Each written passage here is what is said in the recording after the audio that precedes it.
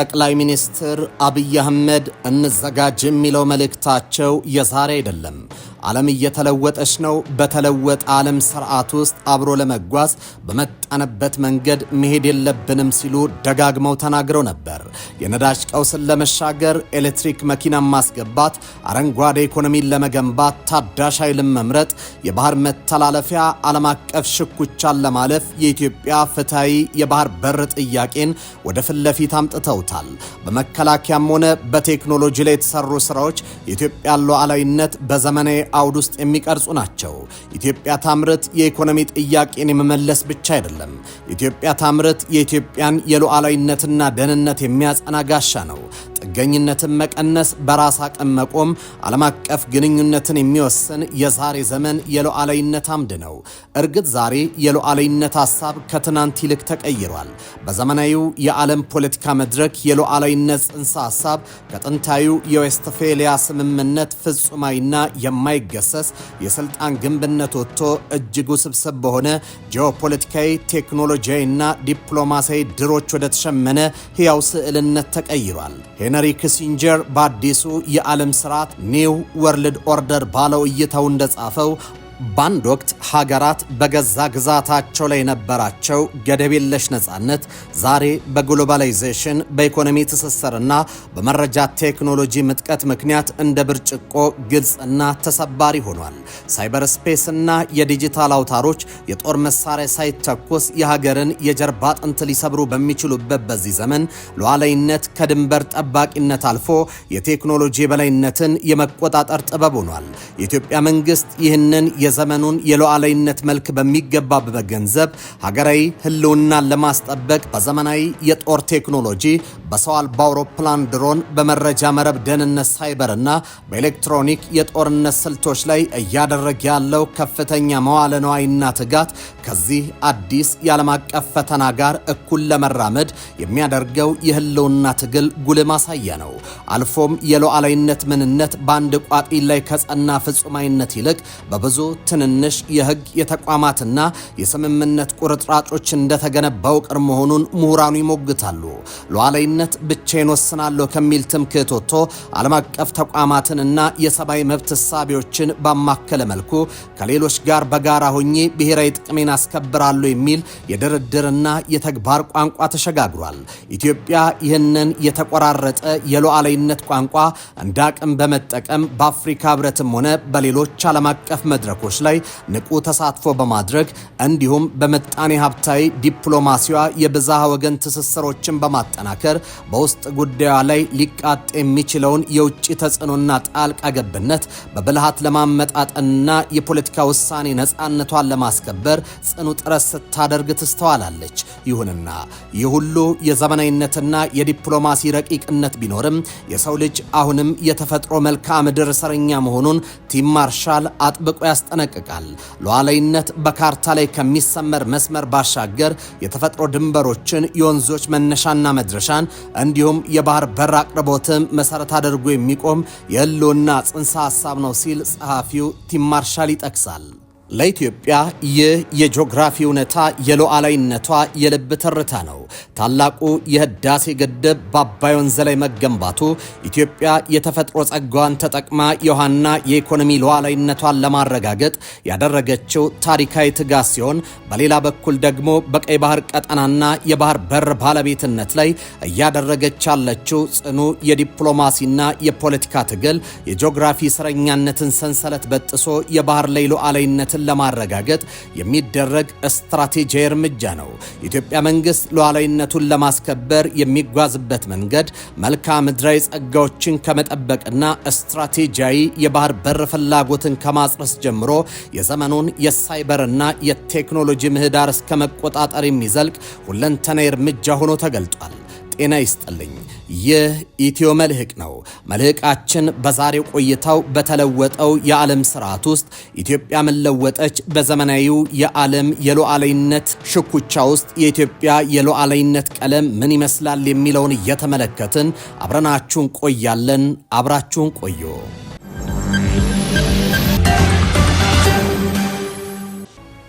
የሚቀበል ሀገር፣ ከሰዎች ምግብ የሚለምን ሀገር፣ አብዛኛው ፍላጎቱን በኢምፖርት ላይ የተንተራሰ ሀገር ነፃ ነኝ፣ ሉዓላዊ ነኝ፣ ክብር ያለኝ ሀገር ነኝ ማለት አይችልም። ጥገኛ ነው፣ ለማኝ ጥገኛ ነው። ከጥገኝነት ያልተላቀቀ ማህበረሰብ ግለሰብ ደግሞ በነፃነት ማሰብ፣ በነፃነት ስለ ሀገሩ ስለ ልጆቹ ጥቅም መወሰን ይቸገራል። ያ እንዳይሆን ኢትዮጵያ አምርታ ሉዓላዊነቷን ማረጋገጥ እንድትችል ከሁሉ በላይ ይህ የገባው የኢትዮጵያ ታምርት ቤተሰብ ከፍተኛ ኃላፊነት እንዳለበት አምኖ አሁን በጀመራችሁት መንገድ በትጋት በህብረት በአንድነት መስራት ከቻል ኢትዮጵያ ሉዓላዊ፣ ነፃ፣ ክብሯን የጠበቀች ሀገር አድርገን ለልጆቻችን ማስረከብ እንችላለን። ይህ እንዲሆን ሁላችን በታላቅ ውሳኔና ቁርጠኝነት መስራት ይጠበቅብናል።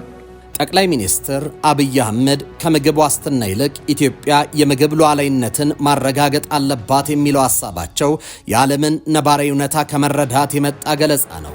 በዘመናዊው የዓለም ጂኦፖለቲካዊ መድረክ የዩክሬንና የሩሲያ ጦርነት መፈንዳቱን ተከትሎ የዓለም የምግብ አቅርቦት ሰንሰለት ክፉኛ በተናጋበትና የዕለት ጉርስ ዋጋ ጣራ በነካበት በዚህ ፈታኝ ዘመን የምግብ ሉዓላዊነትን ማረጋገጥ የፖሊሲ ጉዳይ ብቻ ሳይሆን የህልውና መሰረት ሆኗል።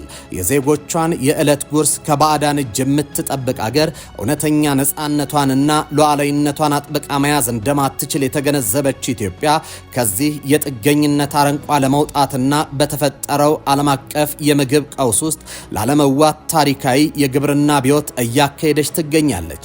ከስራ ውጪ ሌላ የመሸጋገሪያ መንገድ የለም በሚል ጽኑ መሪ ሐሳብ ጠቅላይ ሚኒስትር አብይ አህመድ በአገሪቱ የግብርና ታሪክ ውስጥ አዲስ የልማት ምዕራፍ ከፍተዋል። ከዓመታት በፊት በሚሊዮን ኩንታሎች የሚቆጠር ስንዴን ከውጭ ታስገባና የልመና እጇን ትዘረጋ የነበረች ኢትዮጵያ አሁን ላይ አርሶ አደሮቿ በእሳቤ የፈጠሩትን ያስተሳሰብ ድንበር አፍርሰው የተበታተነ መሬታቸውን በኩታ ገጠም በማስተሳሰር የጋራ ክንዳቸውን አጠናክረዋል። ቀደም ሲል ዘርፉን ወደ ኋላ ጎትቶት የነበረው የአመራር ድክመትን በማረም ቴክኖሎጂን ከጉልበት እንዲሁም የዝናብ ውሃን የማቆር ብልሃትን ከተፈጥሮ ጸጋ ጋር በማቀናጀት መሬት ጦም ማደር የለበትም የሚለው ፍልስፍና መሬት ወርዶ አስደማሚ ፍሬ እያፈራ ይገኛል። በተለይም በኮቪድ-19 ወረርሽኝ ወቅት እንደ ጽንሰ ሐሳብ ተጀምሮ መጀመሪያ ላይ አርሶ አደሩንና አመራሩን ለማሳመን ችግር የነበረው የበጋ ስንዴ ልማት ዛሬ ላይ ከልመና የመላቀቅ ራዕይ ወደ ተጨባጭ ድል የቀየረ የሀገር ብርታት ሆኗል። ኢትዮጵያ ይህንን የዓለም የምግብ ሰንሰለት መዛባት የራሷን አቅም መፈተኛ በማድረግ በዘንድሮ የክረምትና የበጋ እርሻ ብቻ ካለፈው ዓመት የ950 ሺህ ሄክታር ብልጫ በማሳየት ከ8 ሚሊዮን ሄክታር በላይ መሬትን በስንዴ ዘለላዎች አልብሳለች። ከዚህ ወጥና የተቀናጀ ማሳ ከ330 ሚሊዮን ኩንታል በላይ የምርት ጎተራ በማትረፍ በአፍሪካ ቀዳሚ የስንዴ አምራች ሀገር ለመሆን በቅታለች። ይህ የስኬት ጉዞ እዚህ ላይ የሚቆም ሳይሆን ቴክኖሎጂን የመጠቀም አቅም ይበልጥ ካደገ በአጭር ጊዜ ውስጥ ምርትን ወደ 500 ኩንታል ለማሳደግ የሚያስችል ሰፊ ተስፋን ያረገዘ ነው። የዓለም የምግብ ዋስትና በጦርነትና በችግር ማዕበል በሚናወጥበት በዚህ ወሳኝ ወቅት ኢትዮጵያ የልመናን ታሪክ ሽራ በተባበረ ክንድ ወጥ በሆነ አስተሳሰብና በኩታ ገጠም ማሳ አዲስ የተስፋ ታሪክ እየጻፈች ነው። ካረስን የጀመርነውን ከጨረስን እና ከበረታን ችግሮቻችንን እንሻገራለን እንደሚባለው የኢትዮጵያ የምግብ ሉዓላዊነቷን በተግባር በማረጋገጥ የአሁኑን ዓለም አቀፍ ፈተና በድል ከመሻገር ባለፈ ለመላው አፍሪካ ጭምር ሕያው ምሳሌ ሆና በኩራት በመቆም ላይ ትገኛለች።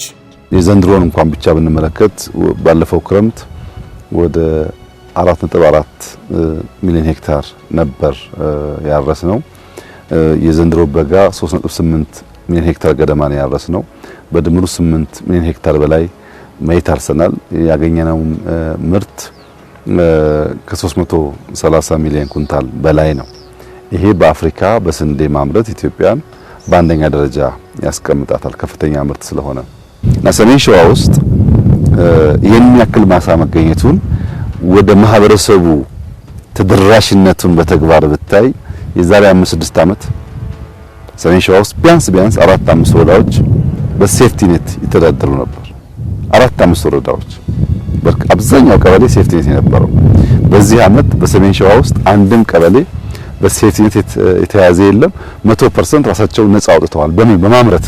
በዘመናዊው የዓለም ፖለቲካ ማዕበልና የኃይል አሰላለፍ ውስጥ ሉዓላዊነትን ከድንበር ጥበቃ ባለፈ የቴክኖሎጂ ምጥቀትን፣ የስትራቴጂያዊ ጥልቀትንና የዲፕሎማሲ ብልሃትን ማቀናጀት መሆኑን የተረዳች ኢትዮጵያ የነገው ዓለም መሰረት ያደረገ የመከላከያ ኃይል ግንባታ ላይ በጽኑ ተሰማርታ ትገኛለች። ሄንሪ ኪሲንጀር ወርልድ ኦርደር በተሰኘ ስራው እንደሚሞግተው የዌስትፋሊያ ስምምነት የፈጠረው ፍጹም ሉዓላዊነት በዘመናዊው የሳይበርና ዲጂታል ዘመን ቅርጹን እየቀየረ ባለበት በዚህ ወቅት ኢትዮጵያ ሉዓላዊነቷን የምታስከብርበትን መሰረት ከባህላዊ ወታደራዊ ዝግጅት ወደ ረቂቅ የቴክኖሎጂ በላይነት አሸጋግረዋለች። ስቴፈን ክራስነር ሉዓላዊነትን የተደራጀ ግብዝነት ኦርጋናይዝድ ሂፖክሪሲ በሚል እሳቤ የሀያላን መንግስታት ጣልቃ ገብነት መሳሪያ እንደሆነ ቢገልጸውም ኢትዮጵያ ግን ይህንን ተጽዕኖ የምትመክተው በዘመናዊ ድሮን፣ ዳታና ዲፌንስ የመከላከያ ግንዛቤ እሳቤ መሆኑ ግልጽ እየሆነ መጥቷል። ይህ የአየር ኃይሏ በዘመናዊ ሰው አውሮፕላን ድሮኖች የማጠናከር እንደዚሁም የመረጃ መረቧን በዳታ የመጠበቅና ዘመናዊ ጸረ አየር ጥቃት መከላከያዎቿን ዲፌንስ የመገንባት ስራ ሀገሪቱ በዘመናዊ ዓለም ትርጓሜ ተግባራዊ ሉዓላዊነትን እንድታረጋግጥ አስችሏታል። ይህ የመከላከያ ታድሶ በተለይም በታሪካዊና ስትራቴጂያዊ የቀይ ባህር ቀጠና ላይ ኢትዮጵያን ተከባሪና ተሰሚ ሀገር የሚያደርጉ ጉዳይ ከጂኦፖለቲካዊ እውነታዎች ጋር በእጅጉ የተቆራኘ ነው።